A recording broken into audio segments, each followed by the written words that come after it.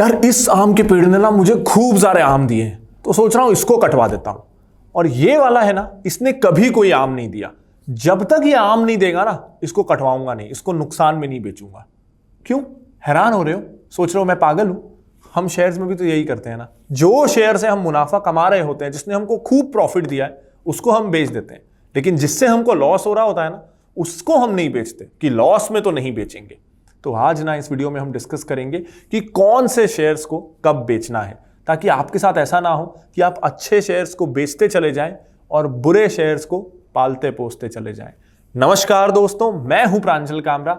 आज हम जानेंगे कब कौन से शेयर को बेचना है फिनोलॉजी में।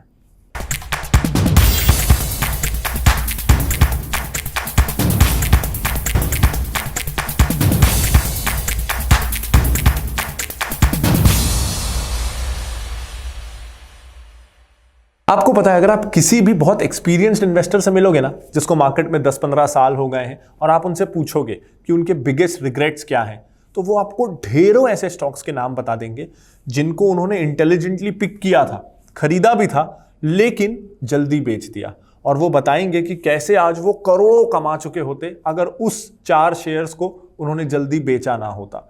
असल में ना, ये टॉपिक आज का इसलिए जरूरी है क्योंकि शेयर खरीदने से ज्यादा इंपॉर्टेंट, ज्यादा बड़ा डिसीजन है शेयर्स को बेचना। और हम सब हमेशा शेयर्स खरीदने की बात करते हैं, बेचने के अराउंड ना हमने ज्यादा नॉलेज गेन की है, ना हम उस बारे में ज्यादा सोचते हैं। लेकिन ज्यादा बड़ा डिसीजन वो है।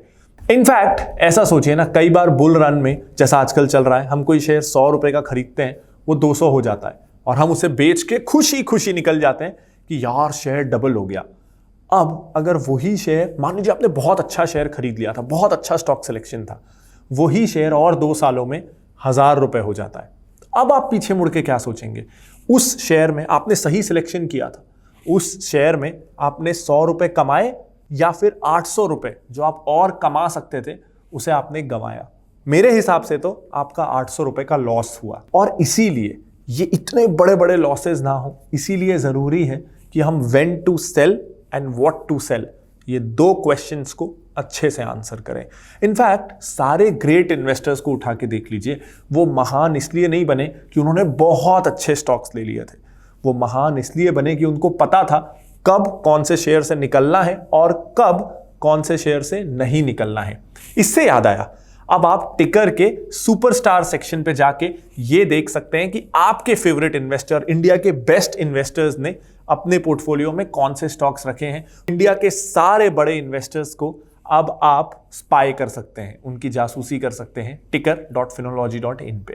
तो चलिए, अब मैं आपको 6 ऐसी टिप्स एंड ट्रिक्स बताऊंगा जो आपको सोचनी है या करनी है, जिससे आप हमेशा सही स्टॉक्स में इन्वेस्टेड रहेंगे और बुरे स्टॉक से निकल सकेंगे। और इस वीडियो के एंड में ना, आपके लिए एक बहुत स्पेशल बोनस है, तो चाहे तो स्किप कर दीजिए, लेकिन इस वीडियो का एंड जरूर देखिएगा। तो पहली टिप या पहला सोचने का तरीका, हमेशा खुद से यह पूछिए कि क्या आप इस कंपनी को पूरा खरीदना चाहेंगे, अपना घर बेच के, गाड़ी बेच के, सब कुछ, आप अपनी सारी नेटवर्थ, सारी कमाई, क्या आप अपना इस स्टॉक में लगाना चाहेंगे? क्या वैसा करके आप कंफर्टेबल फील करेंगे?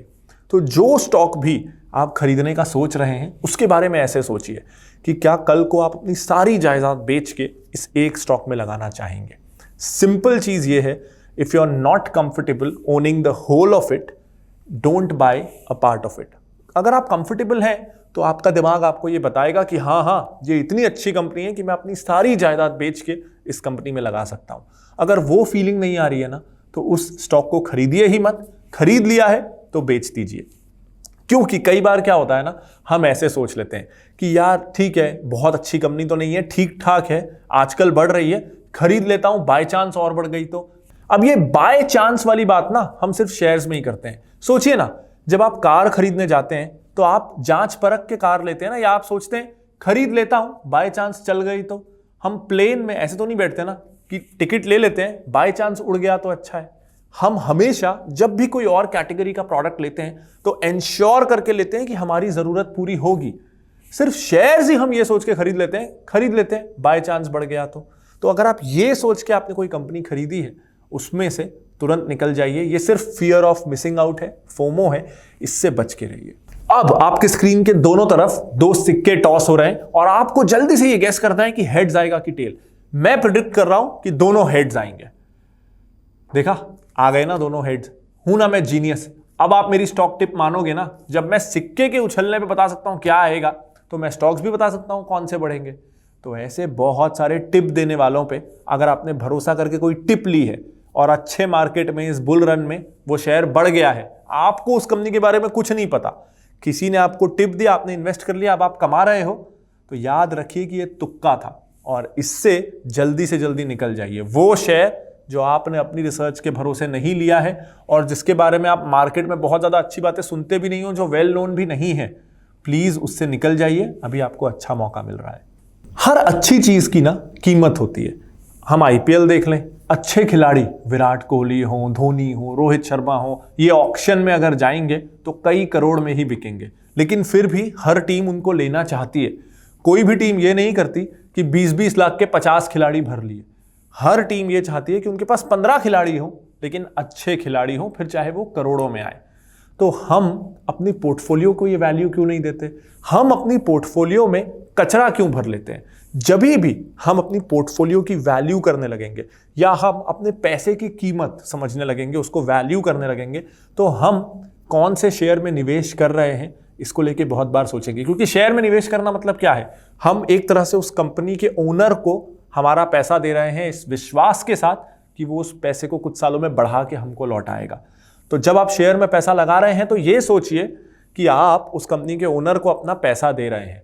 अब आप अपना पैसा रतन टाटा को देना चाहते हैं या विजय माल्या को, ये आपके ऊपर है, लेकिन मैं तो क्वालिटी से कॉम्प्रोमाइज नहीं करूंगा। मैं अपना पैसा रतन टाटा को ही दूंगा। कई बार पेनी स्टॉक्स भी बहुत अच्छा करेंगे, लेकिन वो आउट ऑफ लक होगा, अच्छी टाइमिंग होगा, आप उस चीज पे रिलाय नहीं कर सकते। कई बार केनिया भी वर्ल्ड कप सेमीफाइनल तक पहुंच जाता है, लेकिन मैं हर साल कीनिया वर्ल्ड कप जीत जाएगा इस पे बेट नहीं करूंगा। अभी तक जो मैंने पॉइंट डिस्कस किए ना, वो कंपनी स्पेसिफिक है। ये पॉइंट थोड़ा यूनिक है क्योंकि ये इंडिविजुअल स्पेसिफिक है। तो मैं जब अपनी नई बुक को लेकर रिसर्च कर रहा था, मिंट योर मनी को, जो कि पर्सनल फाइनेंस को आपके लिए प्लान करना आसान कर देती है, तो इस बुक की रिसर्च करते समय ये पॉइंट मेरे ध्यान में आया कि कई बार ऐसा होता है कि जो स्टॉक मैं बोलूंगा कि आप इन्वेस्टेड रहिए पर्सन ए, उसी स्टॉक को मैं बोल सकता हूं पर्सन बी को कि आप इसमें से निकल जाइए। क्योंकि ये इस बात पे भी डिपेंड करता है कि आपके कैश फ्लोस की स्थिति क्या है। जैसे कोई स्टॉक ऐसा है जिसका मुझे पता है कि अगले 10 साल तो अच्छे हैं, लेकिन अगले 2-3 साल में क्या होगा मुझे पता नहीं, और ऐसे में किसी इंसान को अगर 2-3 सालों में पैसों की जरूरत है तो उसे उस शेयर से निकल जाना चाहिए। वहीं अगर कोई 10 साल उसमें इन्वेस्टेड रह सकता है तो उसे उसमें इन्वेस्टेड रहना चाहिए। तो आपकी स्थिति क्या है? जो शेयर्स आपके पास हैं उनमें आप कितने लंबे समय तक रह सकते हैं, और फिर आपको देखना है कि आपको अगर लग रहा है कि मैं 3 साल से ऊपर नहीं रह सकता, तो आपको उस कंपनी के 3 साल के प्लान्स को एनालाइज करना है, पहला। अगला, आपको आज का मार्केट लेवल देखना है कि क्या आज कंपनियां ओवर एक्सपेंसिव हैं, क्या आज मार्केट बहुत महंगा है, तो क्या ये अच्छा टाइम है एग्जिट करने का? शायद अगले 1-2 साल में मेरे को ऐसा मौका ना मिले।